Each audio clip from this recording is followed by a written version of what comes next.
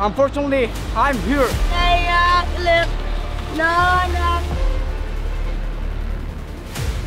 On voit beaucoup d'enfants qui font la manche. D'enfants. Do that, as we say, again, there will be a very bad consequences.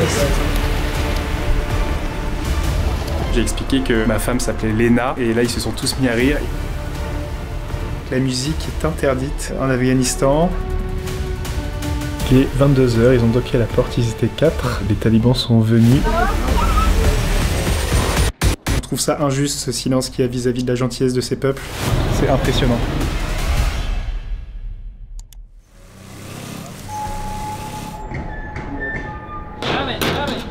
Salam alaikum.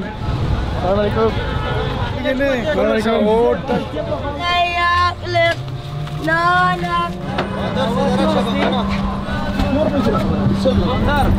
Safe journey. Thank you. You're most welcome. Et maintenant on va à une station de taxi pour aller à Mazar al-Sharif. Et tous les regards qu'on croise quasiment pour le moment, enfin, les gens nous sourient ou alors les gens passent complètement, surtout les enfants. C'est impossible de se fondre dans la masse.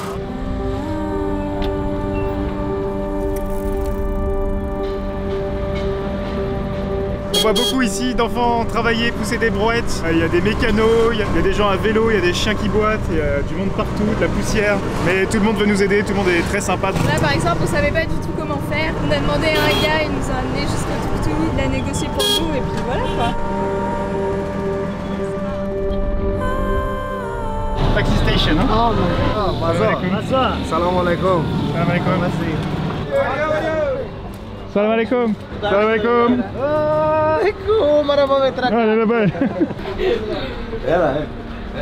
Salam alaikum. Khos al-Bala. Mardamdar. Mardamdar.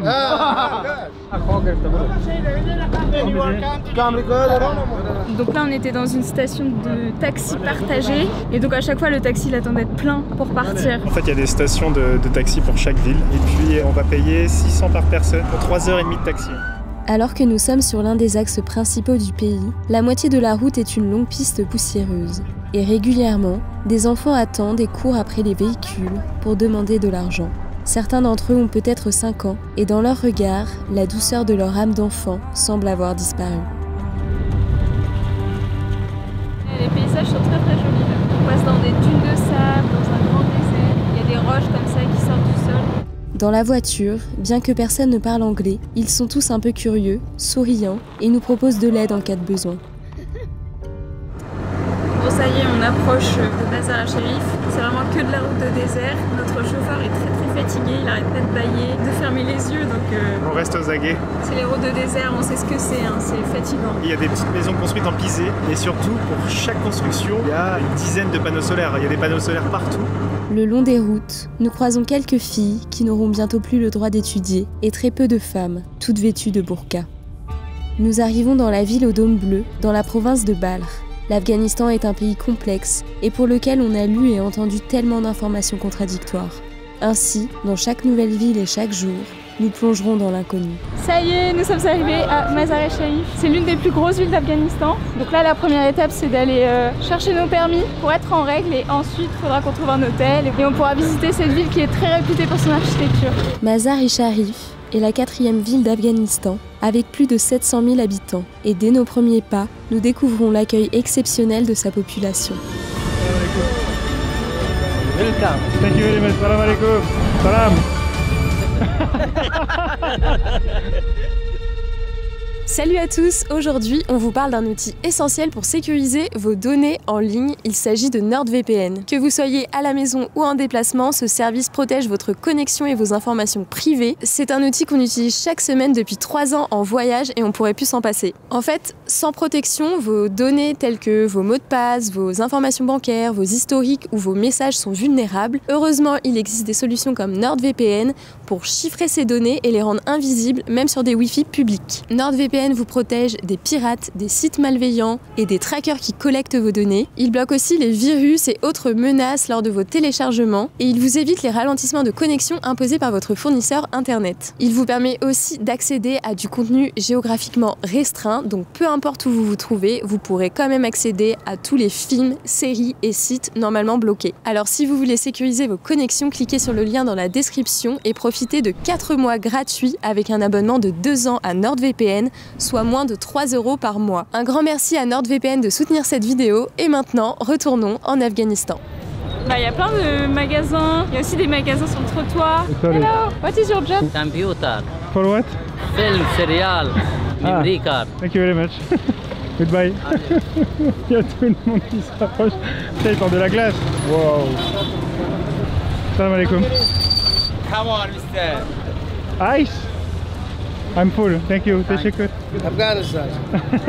Salam alaikum.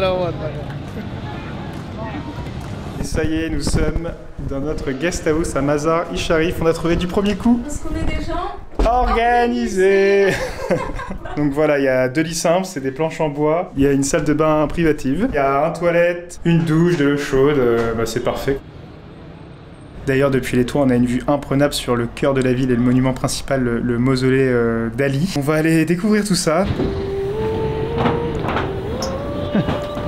Il tourne les panneaux. Salam alaikum. Hello, how are you? My name is Masood. Nice to meet you, Masood. You are a student? Yeah, I'm a student. This is my uncle. Nice to meet you, uncle. Do you like Afghanistan? Yes, I like my country. Why? I not can speak English. Farsi if you want. می از افغانستان اونو روضه شریف است زیارت حضرت علی اونو مندگی و افغانستان است دو طرف اونو کوها را میبینی کوهای شادیان است این هم وطن است این همی خانه ماست این همی کشور ماست ما هم شهروند همی مملکت هستیم تشکر.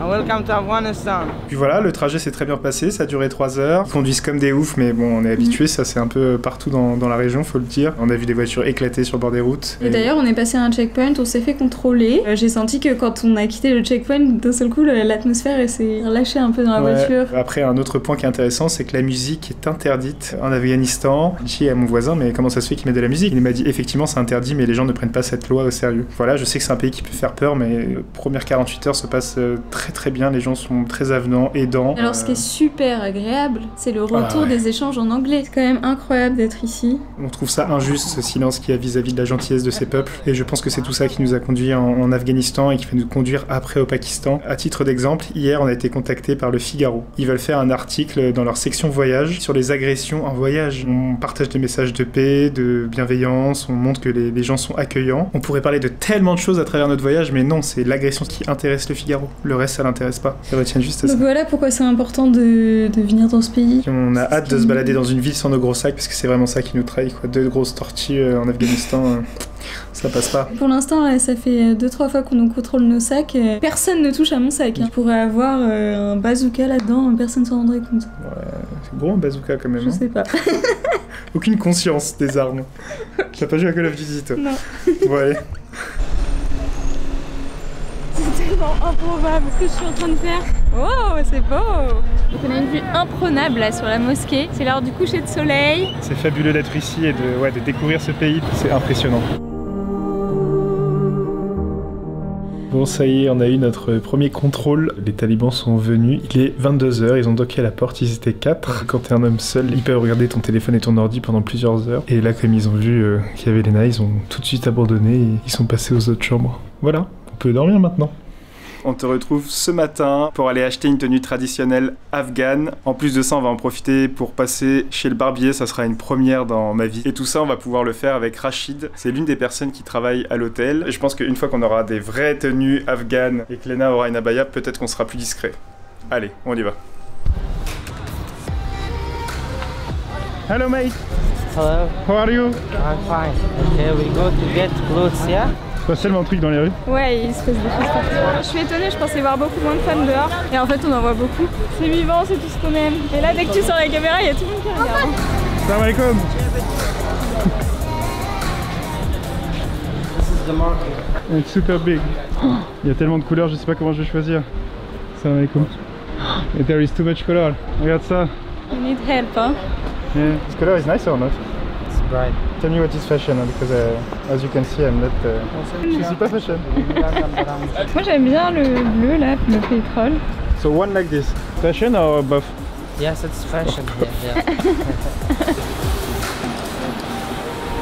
Ok. Said you have to take 4 meters. Et après on va aller voir le tailleur, ouais. Là on achète juste le tissu et c'est incroyable, je pense qu'il a, sans exagérer, des centaines de coloris avec des épaisseurs différentes, il y a des motifs aussi mais on va rester classique. Et voilà, très rapide. Hop. If you get a picture of this too. This look like pop. You know François? Yeah. I look like pop. Enough? Super, thank you very much. Du coup j'ai choisi 2 tenues afghanes avec 2 designs différents et j'ai vraiment voulu prendre du style afghan parce que je sais qu'il y a beaucoup d'afghans aussi au Pakistan, comme ça j'aurai une tenue pour les 2 pays, donc ça c'est super et ça sera prêt au pire demain soir. Maintenant c'est au tour de Léna, on va essayer de lui trouver une abaya.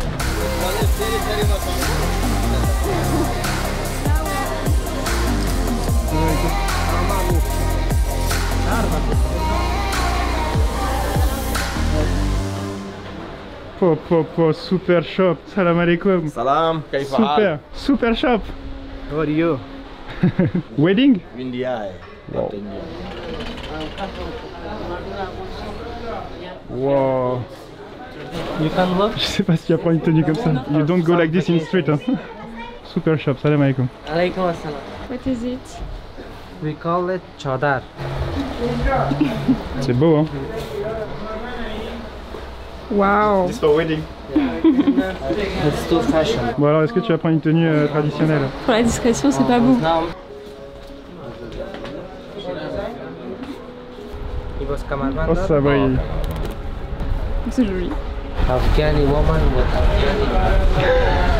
And most of the women in Afghanistan are in black. It's the most common color. They must wear the black hijab. Okay. Not other colors, but people usually wear it. Ah, it's good. Ah, je brille, hein. Avec les crocs ça donne. I think it's very nice. But it's better to ask the women. شمون زربتون؟ خمس دقائق دور ميتان.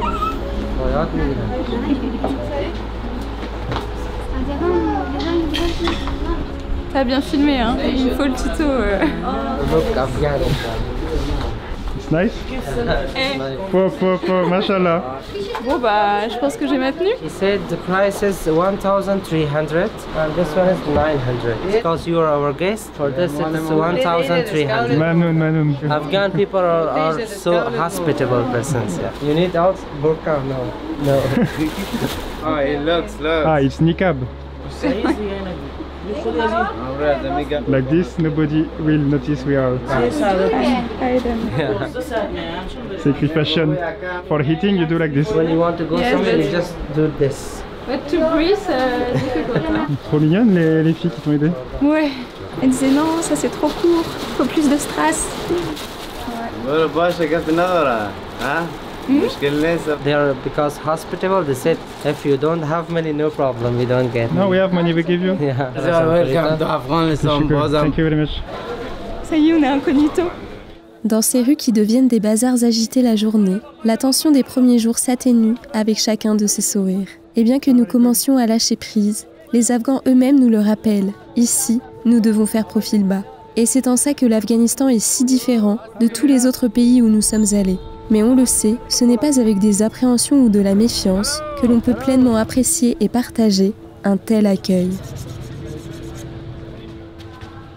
Bon, ça y est, on revient de notre session shopping. Et pour toi, faut attendre Moins de 24 demain heures, ouais. ou demain soir. Les tissus ont l'air d'être de bonne qualité, ils sont légers et c'était surtout ça qui était important pour toi en tout cas. Dans le magasin c'était très mignon, toutes les filles t'ont aidé. Très sympa d'avoir ces petits échanges et puis de prendre en photo avec l'une d'elles à la fin. Et par contre on a demandé à Rachid, je lui ai dit voilà, et les filles parlent avec un vendeur qui est un homme, donc c'est pas du tout ce qu'on s'imagine quand on est en Europe, ces échanges, et il explique que The people that we don't know, especially the women, we cannot talk with them. if you want you can show your face in Afghanistan, there is no problem for the women. No, it's a problem because if they wear hijab, they have to put a mask on their face. Dans le magasin, j'ai vraiment choisi l'abaya la plus simple du magasin. L'objectif, encore une fois, c'est de rester le plus discret possible et se fondre dans la masse. Moi, ce qui m'étonne beaucoup par rapport aux autres pays musulmans qu'on a traversés, c'est que pour l'instant, on n'a pas eu d'hommes qui disent non, tu filmes pas, il y a des femmes.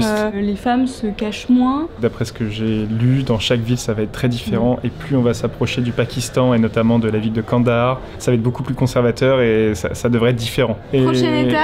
Prochaine étape, il faut que j'aille chez le barbier. Si nous restions en surface, on pourrait s'imaginer que tout va bien. Mais derrière la plupart de ces sourires se trouve une histoire et un quotidien de souffrance. Et lorsque l'on échange avec les Afghans, il suffit de quelques minutes pour comprendre qu'ici, le poids des souffrances est plus lourd que celui du silence. Ça, tu vois tout de suite qu'on n'est pas d'ici. Salam alaikum. Rachid était professeur dans une école pour filles jusqu'à l'arrivée des talibans en 2021. Ce travail lui permettait de financer ses études. Cette année, il n'a pas eu suffisamment d'argent pour s'inscrire à l'université et comme des millions d'Afghans, il n'a plus de travail. Sa sœur, parmi tant d'autres, a fui le pays. Lui doit s'occuper de son père malade et rêve de partir en France pour étudier. Super. Are you okay? Fine, you? Awesome. Are you okay? What's your name? My name is Abdul Rahim Tyson. Where are you from? Afghanistan. What's our sheriff? We are Faransavi. You are French? I like Paris, but unfortunately, I'm here. Okay. You're great. Yes, nice to meet you. Tourist? Yes, of course. Goodbye, see you. I like you. Actuellement, Jérémy est chez le barbier qui va aussi s'occuper de sa coiffure. Petit lavage des cheveux avec de l'eau froide. Et donc les femmes ne sont pas autorisées à entrer dans les salons pour hommes. Là, il y avait une petite pièce juste à côté, donc je l'attends sagement. Et c'est la première fois de leur vie qu'ils voient un touriste. C'est pour ça que les regards sont très insistants. Il y a tout le monde qui fait des petites blagues. Il est vraiment très consciencieux alors que depuis tout à l'heure il y a entre 5 et 10 personnes autour. Il me demande ce que je veux comme coupe de barbe mais j'en ai aucune idée donc je lui ai dit que je lui faisais confiance.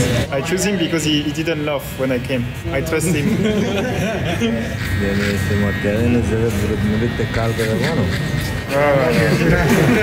I will look like him.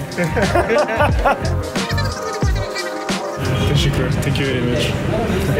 Thank you very much, sir. See you again. Thank you for coming here and enjoy your time in Afghanistan. Thank you, bye bye. Khoda Hafez, Khoda Hafez. Bye. Bon, maintenant que le barbier c'est terminé, j'ai hâte d'avoir ma nouvelle tenue et on sera bon, hein. Oui, donc moi j'étais dans ma petite pièce et puis à un moment donné il y a un couple qui arrivait avec un enfant. En fait le monsieur c'était le gérant de l'endroit. Ils m'ont expliqué que la femme elle était cuisinière pour le salon. Je lui ai dit mais je croyais que les femmes elles avaient pas le droit de travailler. Et elle m'a fait comprendre que les femmes travaillaient très peu. Et je lui ai dit est-ce que tu touches un salaire pour ton travail? Et elle m'a dit oui. Voilà, elle était très gentille.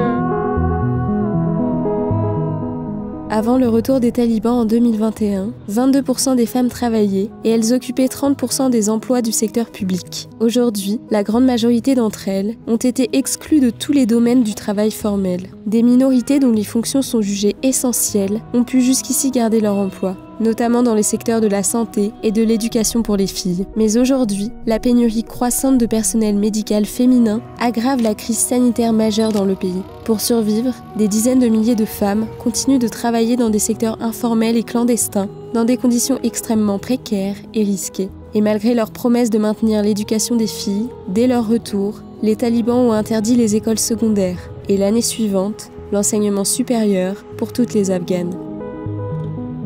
Dans un pays où les restrictions entre hommes et femmes ne cessent de croître, demain, qui pourra s'occuper de la santé des Afghanes ?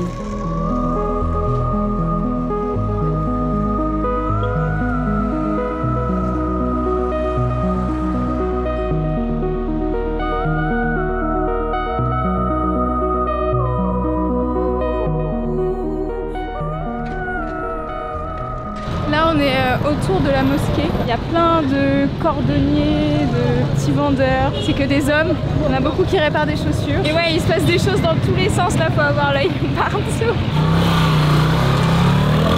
Salam alaikum. Ouais. Il a dit ouais. Salam alaikum. Roubi.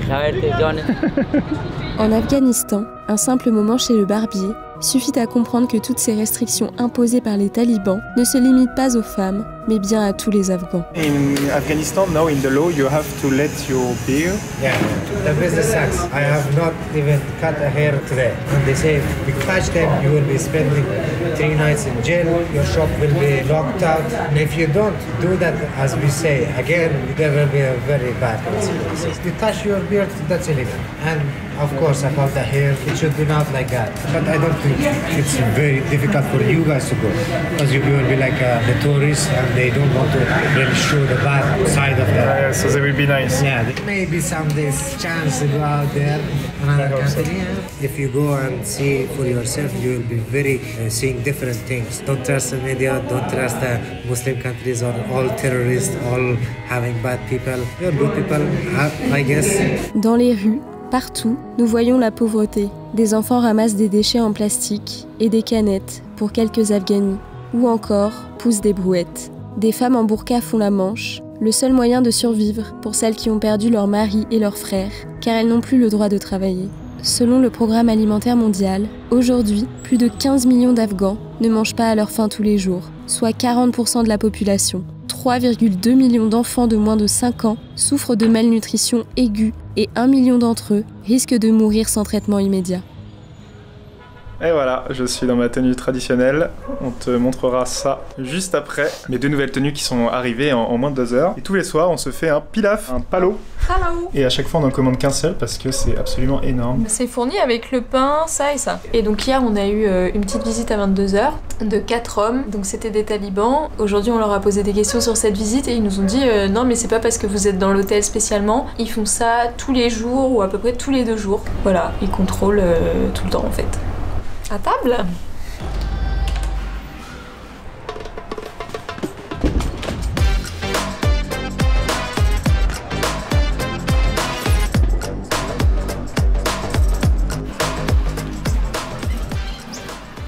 Ça y est, j'ai mon chaloir camise assorti à mes Crocs. J'en ai pris 2 et grâce à Rachid, on a reçu notre tenue en moins de 10 heures sur mesure. J'en ai une kaki et une bleu canard. Et celle-ci, c'est exactement le style afghan en ce moment, avec les 3 boutons sur le côté là et un bouton sur l'épaule. Et elle me va parfaitement. Je crois que je me suis jamais senti autant à l'aise dans des vêtements de toute ma vie, honnêtement. C'est un grand pantalon bouffant comme ça. Il y a juste une petite ceinture blanche pour le serrer à la taille. Et voilà, on a notre tenue traditionnelle. C'est incroyable. Et ce qui va être très intéressant de faire maintenant, c'est d'aller dans les rues comme ça, sans les appareils photo, et voir si les gens nous reconnaissent moins.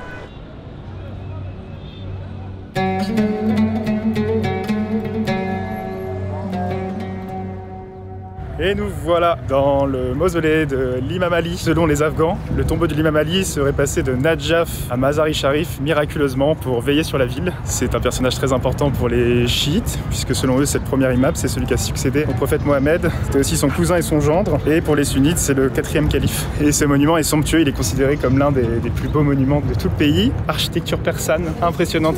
Ouais. Il y a des petits dômes bleutés, ça nous rappelle évidemment Samarcande. Et sur tous les dômes, quasiment, il y a un drapeau taliban et c'est très calme.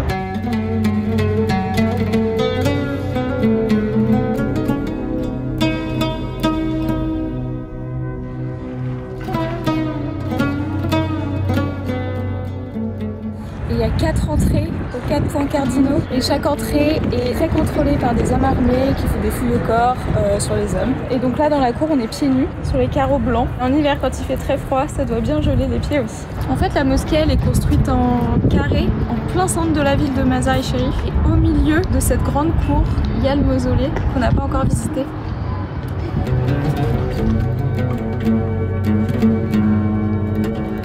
En fait, c'est une mosquée qui a été construite au XVe siècle par un sultan timouride et c'est un lieu de pèlerinage très important pour les chiites et les sunnites. Et aujourd'hui, on a marché dans les rues pour la première fois sans caméra. Quasiment personne nous a reconnus. Et voilà, de nous retrouver au milieu des Afghans, de parler anglais avec eux, de comprendre un petit peu mieux ce qui se passe ici. C'est très fort, ça fait que quelques jours qu'on est là et je pense que ce voyage va nous transformer, va changer notre vision de ce pays comme d'habitude.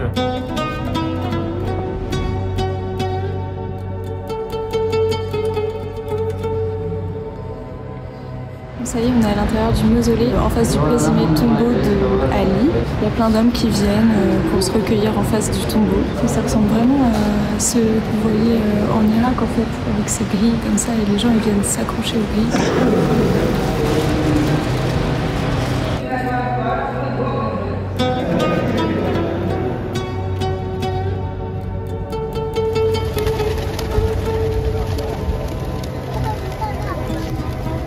Assalamu alaikum. On est dans le parc autour du sanctuaire de Azra Ali. Donc quelque chose qui est très connu ici, c'est la présence de pigeons blancs. Ils sont parfaitement blancs. Je pensais que c'était juste un regroupement d'oiseaux, mais en fait il y a carrément un édifice souterrain où il y a des milliers de pigeons. Donc les gens s'amusent à courir, à prendre des photos avec. Et c'est vrai que c'est magique, ces oiseaux blancs ici.